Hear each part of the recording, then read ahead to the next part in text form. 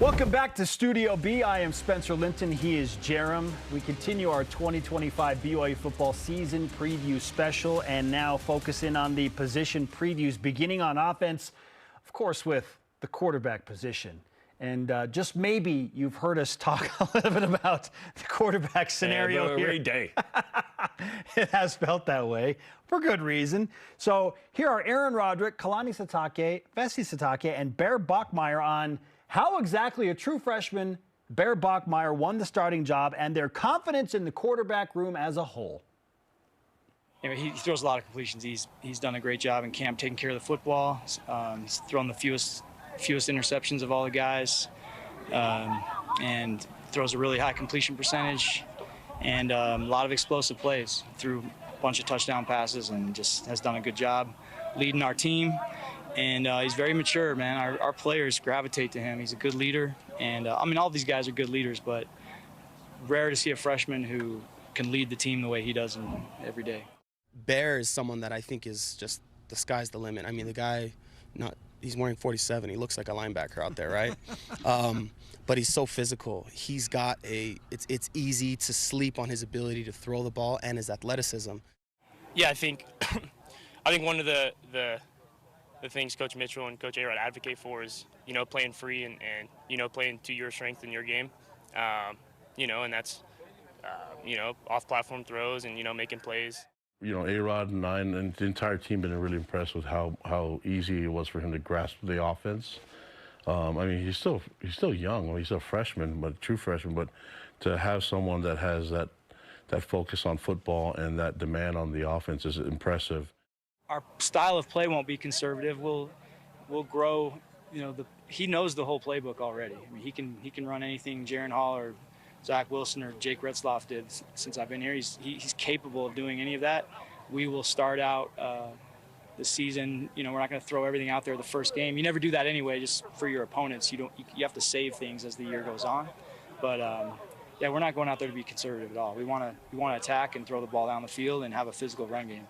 It elevated the whole room, the competition did, and I couldn't be happier with what we have. We're better and deeper in the quarterback room than we were 2 months ago, and I feel really comfortable going into the game with a lot of different guys. Looking at the quarterback's room, Bear Bachmeier, the guy at 6'2", 220 pounds, exactly 0 games of Division I experience. But that all changes 8 days from now. Behind him, McKay Hillstead, your number 2. That was never said out loud, but we assume he's number 2. Yeah, we assume because according to the coaches, they told us it was either Bear or McKay. That's a safe assumption. Number 3, I'm telling you, I think Emerson Geilman might be the number 3 quarterback right now. Over Trayson Bourget. He did a good job in fall camp. They were giving him reps with the threes at times, so I'd be interested to see who the number 3 quarterback is. Certainly Trayson Bourget has good experience there, having started in college 8 times at Western Michigan. So it's a nice room. Emerson Geilman got his mission call. He's leaving in January. So that's a good room. Cole Hagan is the 5th quarterback there as well. That's Sione Moa is quarterback 6. Parker Kingston's like, your boy's thrown 3 touchdowns. I don't know what you're talking about. Speaking of running backs, Aaron Roderick and Sione Moa now talk about the confidence in the running back room, and Kalani Sitake speaks about the growth of LJ Martin this offseason. Our run game is going to be good. Okay, I'm telling you, we're going to be able to run the football. I like our offensive line a lot. Our tight ends are tough and physical, and LJ Martin and Sione Moa are really good players, and both are very good football players. We have some other backs too that I think we're going to be able to count on. I think we'll be solid, honestly. Like after LJ, it's me. After me, it's Enoch. After Enoch, it's Jovessa, and so on and so forth. And so I think there's not really any worry in our room. At least we know what we've been doing throughout the offseason, and so we're confident going into August 30th and so on and so forth. Last year he was just fighting to get back and get healthy.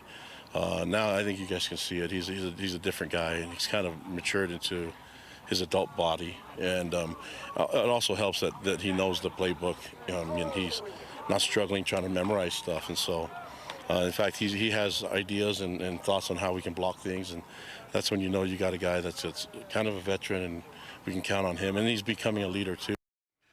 LJ Martin, clear RB1, Sione Moa 2, and then Enoch Nawahine played a role last year. Jovessa Demooney, a new guy. That's Jack Demooney's nephew, Raider Demooney's first cousin.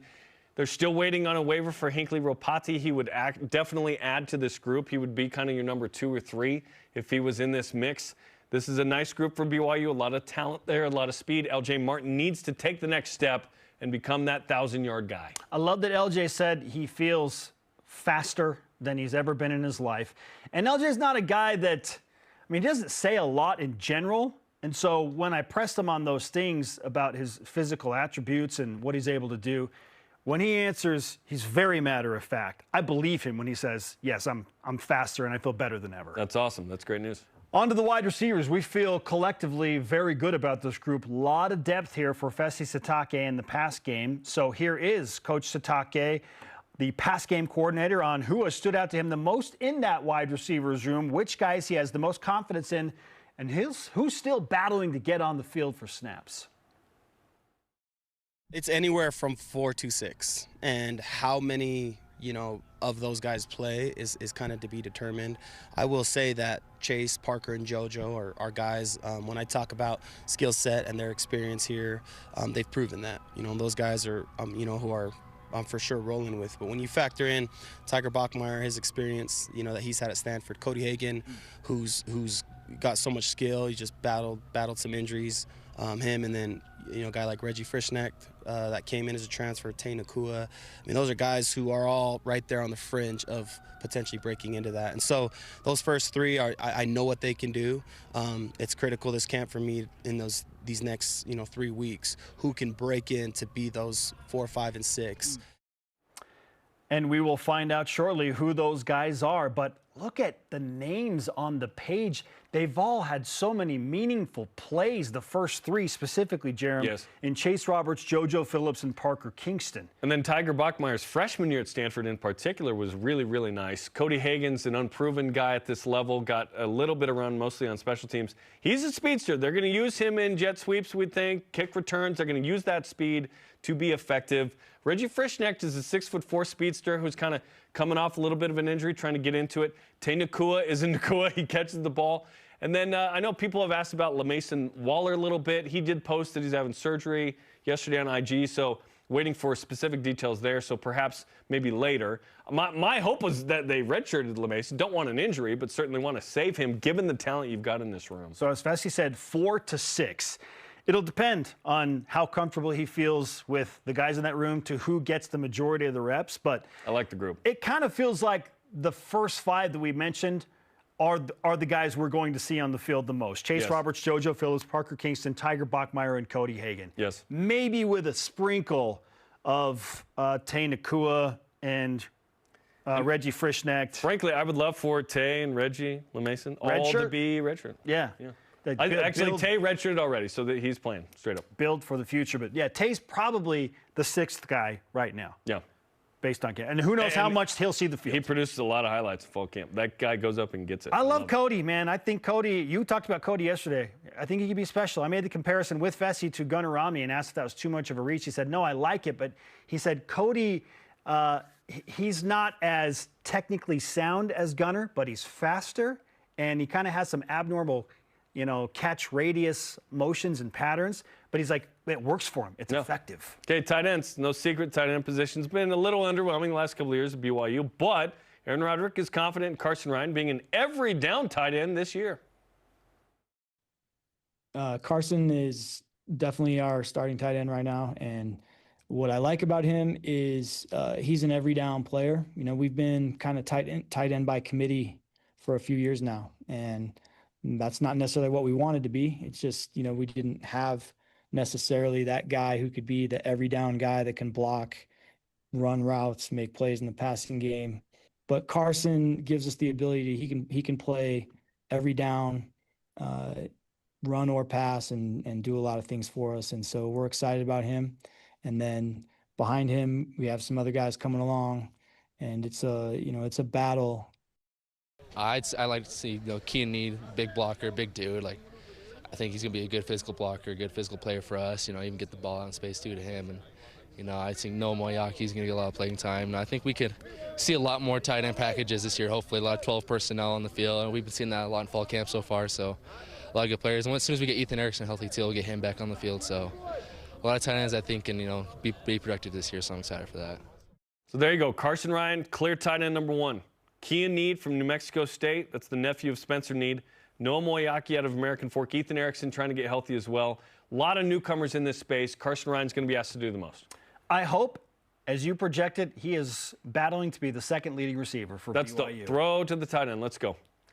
Offensive coordinator Aaron Roderick, not surprisingly, likes the guys he has up front on that offensive line and how much depth the O-line has heading into the new season. Listen to this. Good. There's good battles there. But I don't know who the starting 5 is going to be yet exactly, because I think we have 7 or 8 good players there, and yeah, it's got some.